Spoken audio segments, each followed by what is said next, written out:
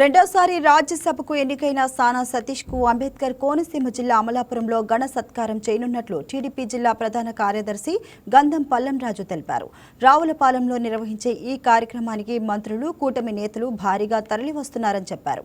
ఈ సందర్భంగా రావులపాలెం నుంచి ర్యాలీగా అంబాజీపేట చేరుకుని అక్కడి నుంచి బైక్ ర్యాలీగా అమలాపురం గడియార స్తంభం సెంటర్కు చేరుకోనున్నట్లు చెప్పారు. రెండోసారి రాజ్యసభ సభ్యులుగా ఏకగ్రంగా ఎన్నికైన సందర్భంగా ఆయన్ని మొన్న 25వ తారీఖున పార్లమెంట్లో ప్రమాణ స్వీకారం చేసిన తర్వాత మా కోనసీమ రమ్మని ఆయన కోరటం జరిగింది. ఆయన వెంటనే 29వ తారీఖున మీకు అమలాపురం వస్తాను అని చెప్పడం, మా కూటమి కార్యకర్తలందరితోటి ఆలోచించి మనం ఎలా చేద్దామని అంటే మనం సానా సతీష్ గారిని రావులపాలెం 2 గంటలకి ఆయన రిసీవ్ చేసుకుని కార్ల ర్యాలీతో అక్కడి నుంచి మన అంబూజీపేట మీదుగా, అంబూజీపేటలో చాలామంది యువకులు బైక్ ర్యాలీగా వచ్చి అక్కడ వెయిట్ చేస్తూ ఉంటారు. ఆ బైక్ ర్యాలీలో ఆయన ఓపెన్ టాప్ జీప్ ఎక్కించి అక్కడ నుంచి బైక్ ర్యాలీ ద్వారా మన ఈదరపల్లి మీదుగా, అలాగే గడియ స్తంభం నుంచి ఇలా నల్లవంతుని దగ్గరికి గల సత్యనారాయణ గార్డెన్స్లో ఆయనకి సన్మానం చేయటం జరుగుతుంది.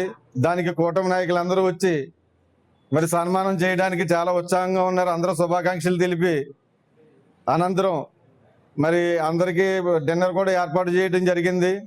అలాగే మన కోనసీమ కూటమి నాయకులందరూ కూడా ఈ సత్కారానికి వచ్చి సత్కారం అయిన తర్వాత భోజనాలు చేసి వెళ్ళాలని, క్షేమంగా ఇంటికి చేరుకోవాలని కోరుకుంటున్నాం. రేపు అంటే 29వ తారీఖు సోమవారం సానా సతీష్ గారు రెండోసారి రాజ్యసభ సభ్యులుగా ఎన్నికయ్యి కోనసీమ ఇచ్చేసిన సందర్భంగా ఆయనకి ఘన సన్మానం ఏర్పాటు చేయడం జరిగింది. అది కూడా పూర్తి స్థాయిలో పల్లంరాజు యొక్క ఆధ్వర్యంలో దానికి కావాల్సినటువంటి అన్ని రకాల ఏర్పాట్లను కూడా ఆయన సొంతంగానే చేస్తూ జరుగుతూ ఉంది. అలాగే సానా సతీష్ గారికి, పల్లంరాజు గారికి ఈ కూటమి ప్రభుత్వం వచ్చినప్పుడు ఈ 2 సంవత్సరాల నుంచి కూడా చాలా బాగా దగ్గర స్నేహపూర్వకంగా ఉంటున్నారు ఇద్దరు కూడా.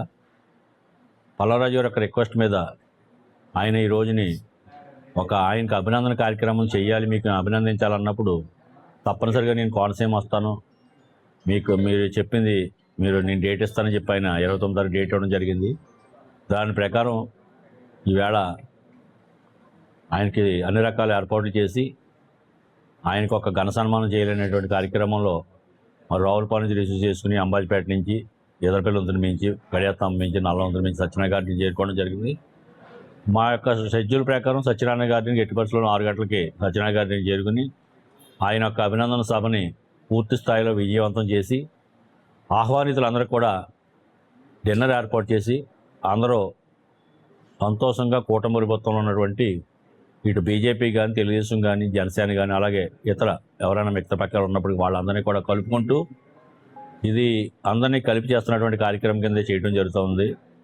భవిష్యత్తులో ఆయన యొక్క సేవలు మనకి అందరికీ కూడా కోనసీమలో ఉన్నటువంటి కానీ మన జిల్లా అభివృద్ధికి కానీ ఆయన యొక్క సేవలు మనకు అవసరం ఉన్నాయి.